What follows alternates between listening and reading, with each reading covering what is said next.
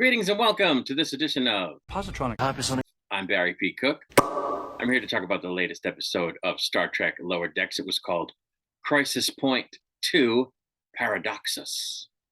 The episode, which is apparently a sort of sequel to a previous episode of the same type, opens on the Cerritos in the middle of a battle with the Romulans, during which two Romulans board the Cerritos, steal something, and then intend to destroy the Cerritos. As the captain is about to give what I think was a self-destruct order, a ship called the Wayfarer shows up under the command of Boimler, who is going by Captain Dagger, as this is a holodeck program of Boimler's. The program is briefly interrupted as Boimler is called to meet with the first officer, while the rest of the ensigns watch the opening credits of his holodeck story, which is playing out as a movie, after which he returns but doesn't explain why he was gone before the story resumes.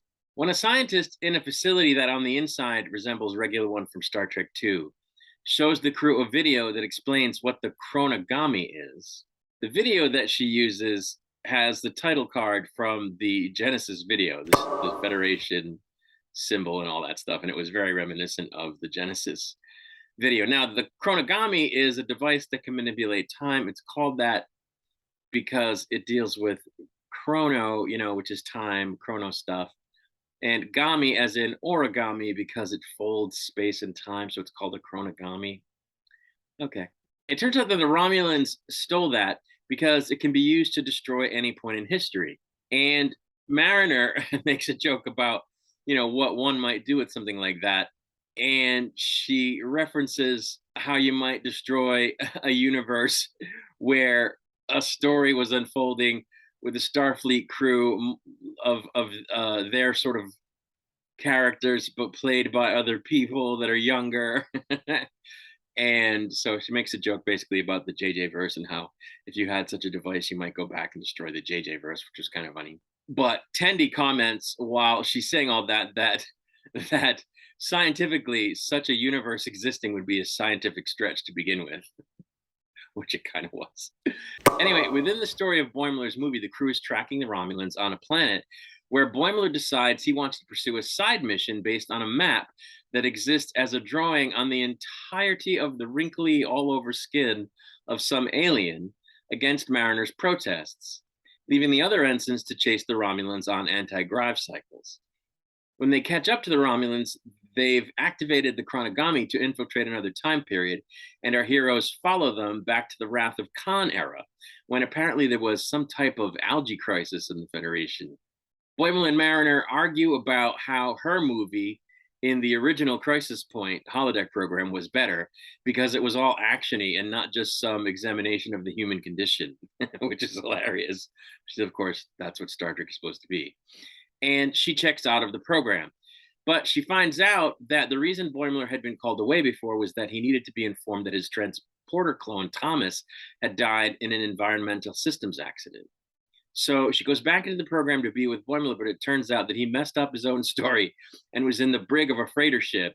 And when she finds him sulking and feeling sorry for himself because he failed at trying to find meaning in his program, by exploring his program, in the wake of his clone's death, she encourages him to keep the story going because it's a Starfleet movie, darn it, and they can still make it good. Meanwhile, the rest of the crew is still following the Romulans to stop them from preventing the Federation from ever coming into existence.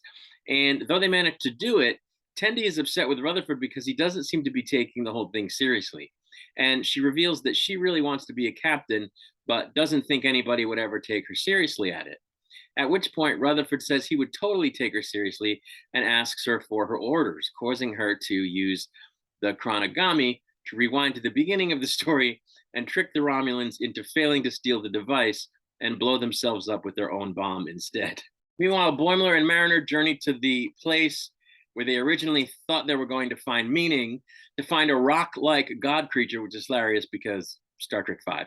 And when Boimler breaks through the rock god because it's just giving him nonsense quotes instead of any real meaning, he finds a model of the Wright brothers plane from the whole Kitty Hawk thing. And when he feels as though that is completely nonsensical for an ending to his story, he has a bit of a fit, talking about how he should have stayed a raisin farmer and that he could have married one of the girls there, and he passes out. and has a dream in which he encounters Captain Sulu, of course, voiced by George Takei, on Captain Kirk's ranch from Star Trek Generations. And after a couple of jokes at Captain Kirk's expense, which explain how Sulu ended up with the property, he basically tells Boimler not to focus all that much on trying to find meaning in everything because it will rob him of his opportunity to ever find joy. And then Boimler wakes up in sickbay, having apparently suffered a bout of dehydration. Just before the episode ends, he and Mariner talk about how his movie was actually pretty good and a worthy sequel to the original, Crisis Point, the original Crisis Point, especially because he didn't leave things on some, type of dark cliffhanger ending, which they both agree is an awful thing.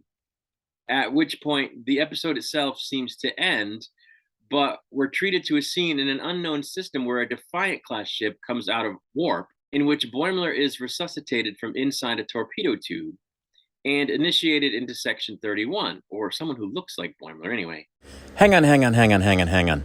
That was Thomas, Boimler's transporter twin, who's not actually dead, which is why the other person says Starfleet now thinks you're a dead man. But I did not get that while I was watching the episode, which is why, as I'm talking about it, it seems like I didn't get it. But I realized it while I was editing the video, so I thought I would correct the record before uploading it. So, the guy in the torpedo tube is Thomas, who's not actually dead, but who is now in Section 31. Okay, proceed. And it was funny because he jokes about why they have a special badge when it's supposed to be a secret organization. The person gives him the black, Section 31 comm badge. And he's like, why do we have these if we're supposed to be secret? And then she says, well, you can go back to being dead. He's like, no, I'm good. And then the episode ends there on a dark cliffhanger ending, which is hilarious.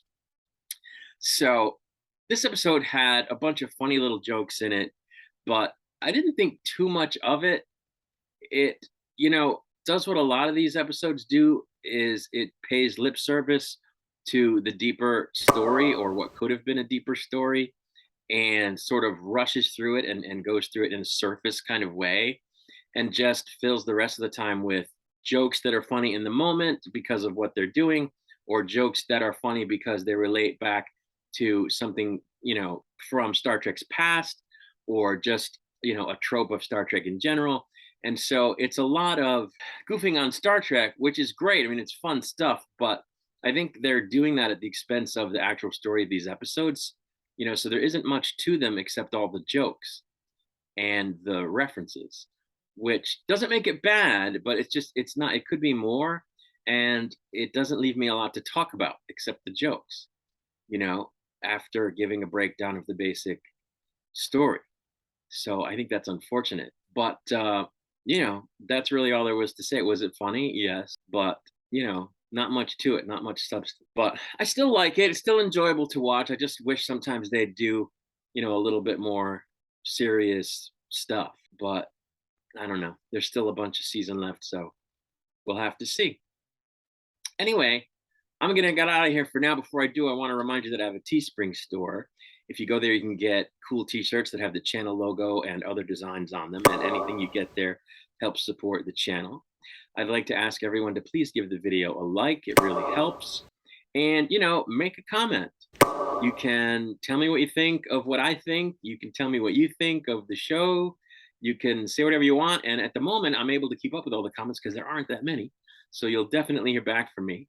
And, it's fun. It's fun to talk with other Star Trek fans in the comments. So go ahead and do that stuff while I'm gone. Until I return, I wish you peace and long life.